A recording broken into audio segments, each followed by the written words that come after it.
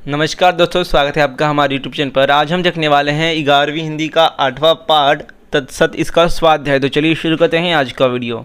इससे पहले जो इसका स्पष्टीकरण है, एक्सप्लेनेशन का वीडियो है, वो मैंने अपलोड कर दिया है, आप जाकर देख सकते हो, लिंक नीचे डिस्क्रिप्शन में मिल जाएगा। तो चलिए शुरू करते हैं। सबसे पहले है लिखिए, बड़दादा के अनुसार आदमी ऐसे होते हैं। तो बड़दादा यानी कि जो बरगद का पेड़ था जंगल में, उसके अनुसार आदमी कैसे होते हैं, इंसान कैसे होते हैं। तो इनमें पत्ते नहीं होते, तना ही तना होता है, इनमें जड़ें नहीं होती। दूसरा है वन के बारे में इसने यह कहा। तो पाठ में जितने भी पात्र हैं, जैसे कि बड़दादा यानी कि बरगद का पेड़, घास, शेर, अजगर, तो वो कुछ ना कुछ कहते हैं। तो इनमें 3 लोगों के बारे में पूछा गया है कि इसने क्या कहा है। तो बड़दादा क्या कहते हैं, इतनी उम्र हुई उस भयावने वन को तो मैंने नहीं देखा। सभी जानवर मैंने देखे हैं, शेर, चीता, भालू, हाथी, भेड़िया, पर वन नामक जानवर को मैंने अब तक नहीं देखा। तो वो कहते हैं कि मेरी उम्र बहुत हो चुकी है। यानी कि देखो, बरगद का जो पेड़ होता है ना, वो बहुत लंबे समय तक जीता है, 100 साल, 150 साल तक, 200 साल तक जीता है वो। तो इसलिए यहाँ पर कहा गया है बड़दादा, यानी कि बहुत पुराना, बहुत बुजुर्ग आदमी। तो उनका क्या कहना है आप देख सकते हो। आगे घास क्या कहती है, मैं वन को नहीं जानती, लोगों की जड़ों को ही मैं जानती हूँ। मैं यहाँ से वहाँ तक बिछी रहती हूँ, सभी कुछ मेरे ऊपर से निकलता है, पर वन को मैंने अलग करके कभी नहीं पहचाना। शेर क्या कहता है, अब देखो, शेर क्या कहा जाता है कि जंगल का राजा है। तो वो कैसी बातें करता है, लाओ सामने वह वन, जो अभी मैं उसे फाड़ चीड़ कर ना रख दूँ। मेरे सामने भला वह क्या हो सकता है, सामना होता तो क्या वह जीता बच सकता था। खुली चुनौती है वन आए सामने। तो शेर सीधे सीधे बोलता नहीं है कि मुझे नहीं पता वन के बारे में, मैंने नहीं देखा है। वो पहले अपनी बढ़ाई करता है। क्या कहता है आप ये देख सकते हो। देन आगे देखते हैं घास की विशेषताएं क्या हैं। तो घास की पहुंच सब कहीं है, क्योंकि वो ज़मीन पर फैली हुई रहती है, दूर तक फैली रहती है। वह सर्वत्र व्याप्त है, यानी कि वही वो चारों तरफ फैली हुई होती है। वह ऐसी विषय रहती है कि किसी को उससे शिकायत नहीं होती। वह लोगों की जड़ों को जानती है, यानी कि लोगों के कदमों के नीचे रहती है। तो वो लोगों के पैरों को, लोगों की जड़ों को जानती है। उसके बाद है शब्द संपदा। तो पर्यायवाची शब्दों की संख्या लिखिए। यहाँ पर देखो, आपको कुछ नाम दिए गए हैं, जैसे भंवरा, धरा, अरण्य, उसके बाद अनुपम। तो इस शब्दों के पर्यायवाची शब्द कुछ यहाँ पर 4 दिए गए हैं। तो इन चारों शब्दों में से इस पर्टिकुलर शब्द का कितना पर्यायवाची शब्द है, कौन कौन से इसके समानार्थी या फिर पर्यायवाची शब्द हो सकते हैं, उनका नंबर लिखना है। जैसे यहाँ पर बादल में क्या दिया है, बादल के आगे 4 वर्ड दिए गए हैं, पयोधर, नीरद, उसके बाद अंबुज और जलज। तो इसमें से जो 3 वर्ड हैं वो इसके समानार्थी या फिर पर्यायवाची हैं। तो इसी तरह आपको बाकी के सब बताने हैं। तो आप देख सकते हो, भौरा का 2 है, धरा का 1, उसके बाद अरण्य का 4 हो गया, और अनुपम का 3। तो इस तरह से है इसका उत्तर। आगे है निम्नलिखित शब्दों के विलोम शब्द तैयार कर उपसर्ग के अनुसार उनका वर्गीकरण कीजिए। तो उपसर्ग यानी कि जो शब्द के आगे लगता है, ठीक है, जो हमारा मेन शब्द दिया है उसके आगे एक शब्द लगा के नया शब्द बनाना, उसे उपसर्ग कहते हैं। तो यहाँ पर आपको 2 काम करने हैं। देखो, विलोम शब्द भी बनाना है, बट उसका उपसर्ग के साथ। सबसे पहले आपको एक उपसर्ग लगाना है जो उस पर्टिकुलर वर्ड का विलोम शब्द यानी कि अपोजिट वर्ड हो। जैसे यहाँ पर जिम्मेदार दिया है, तो जिम्मेदार के आगे अगर गैर लगाएंगे तो उसका अपोजिट वर्ड गैर जिम्मेदार बन जाएगा।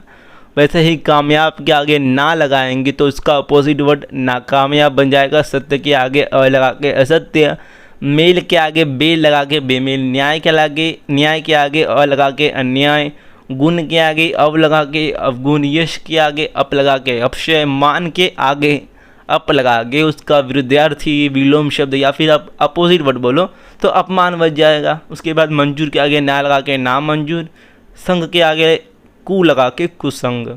तो इस तरह से आपको लिखना था ये। उसके बाद अभिव्यक्ति, सबसे महत्वपूर्ण और सबसे आसान कुछ क्वेश्चन। इसमें देखो क्या दिया गया है, अभ्यारण्यों की आवश्यकता, इस विषय पर अपने विचार लिखिए।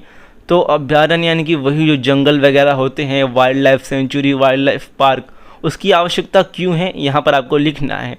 तो अभ्यारण्य का अर्थ अभय प्लस अरण्य। तो अरण्य होता है जंगल और अभय तो यहाँ पर देखो क्या दिया है, अभयारण्य अर्थात वह अरण्य जिसमें जानवर अभय होकर घूम सके, यानी कि ऐसी जगह, ऐसा जंगल जहाँ पर जंगली जानवर खुले तौर पर आसानी से घूम सके। तो यहाँ पर आपको लिखना है कि अभयारण्य यानी कि जंगल क्यों महत्वपूर्ण है। हमारे देश में जो कुछ जानवर हैं उनकी संख्या लगातार कम होती जा रही है, जैसे कि बाघ हो गया, शेर, चीता हो गया, उनकी संख्या बहुत कम होती जा रही है। तो उन्हें सुरक्षित करने के लिए, उनकी विरासत जो है उन्हें संभालने के लिए वन जो है वो बहुत ज़रूरी है। उसके बाद आगे हैं पर्यावरण और हम, इस विषय पर अपना मत लिखिए। तो पर्यावरण या सबसे पहले आप क्या कर सकते हो ना, देखो ये जो इतना दिया है कॉम्प्लेक्स जैसा, आपको कॉम्प्लेक्स लगेगा मुझे पता है, क्योंकि इसमें कुछ वर्ड ऐसे ही रहते हैं डाइजेस्ट वाले आंसर में। तो आप क्या करो, अपने मन से लिखो। सबसे पहले पर्यावरण, इसको एक्सप्लेन करो कि पर्यावरण क्या होता है। आप लिख सकते हो कि हमारे आसपास का वातावरण जो हमें प्रभावित करता है।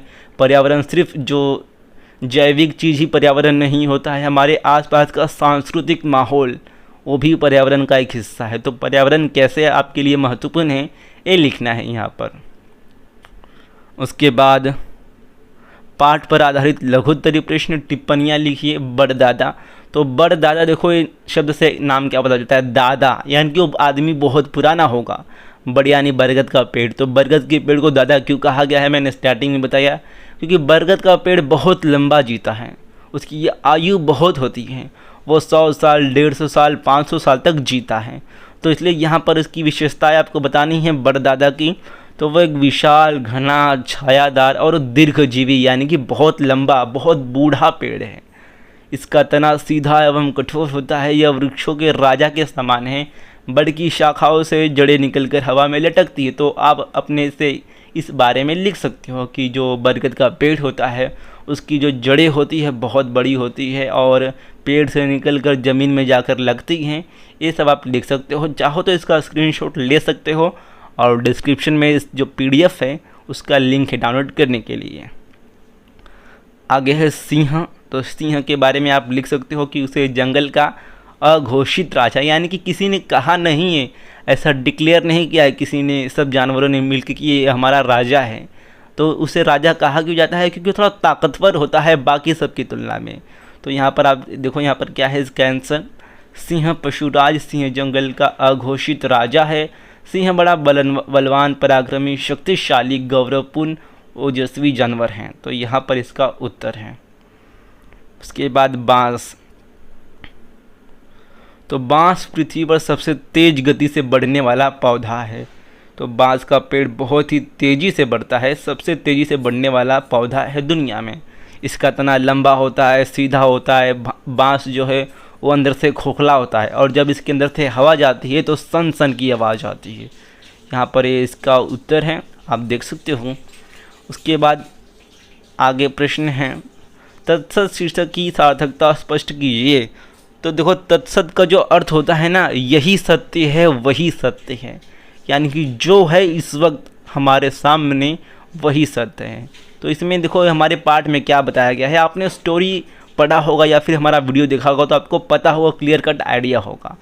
ये इसमें क्या होता है कि जो दो आदमी होते हैं वो जंगल के बारे में बात करते हैं और एक काल्पनिक कहानी है। तो जंगल जो होते हैं, जंगल में पेड़ वगैरह, वो भी इंसानों के कैरेक्टर में आए हुए हैं। तो जंगलों को क्या लगता है कि जो चीज़ के बारे में बात कर रहे हैं वन बहुत खतरनाक जानवर होगा, पर असल में ऐसा होता नहीं है। वो आदमी वन यानी कि उन पेड़ पौधों के बारे में ही बात कर रहे होते हैं, पर पेड़ पौधे इतने मासूम होते हैं कि उन्हें पता नहीं होता है। तो असल में देखो यहाँ पर यही बताया गया है कि पेड़ पौधे, पर्यावरण, ये सबसे महत्वपूर्ण है।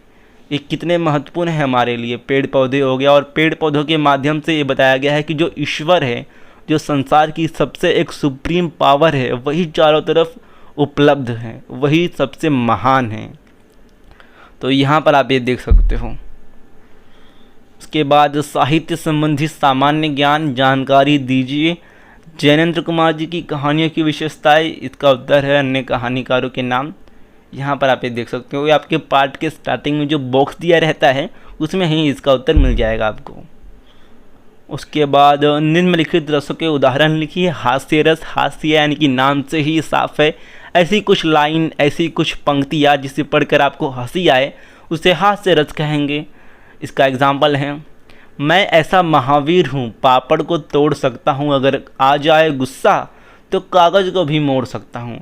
भला अब पापड़ को तोड़ने में और कागज़ को मोड़ने में कैसी महानता है, इसमें कैसा बलवान कोई। तो देखो ये पढ़कर हमें हंसी आ रहा है, इसलिए ये हास्य रस हो गया। उसके बाद वात्सल्य रथ, इसमें उदाहरण क्या है पहले देखो, ठुमक चलत रामचंद्र बाजत पैजणियाँ। तो वात्सल्य रस में क्या होता है, जनरली एक माँ का उसके संतान के लिए, बच्चे के लिए प्रेम दिखाया जाता है। तो इसमें यही है, ठुमक चलत रामचंद्र बाजत पैजनिया, यानी कि भगवान राम, उनके बालपन का बताया गया है, वो चल रहे हैं तो उनके पैरों की जो पैजनियाँ हैं वो बज रही है। सो ये था आज का वीडियो। मुझे आशा है कि आपको वीडियो अच्छा लगा होगा। इस वीडियो का ये जो PDF है आपको नीचे डिस्क्रिप्शन में लिंक के रूप में मिल जाएगा, वहाँ से डाउनलोड कर सकते हो। वीडियो देखने के लिए बहुत बहुत धन्यवाद। मिलते हैं अन्य किसी वीडियो में। Thank you guys.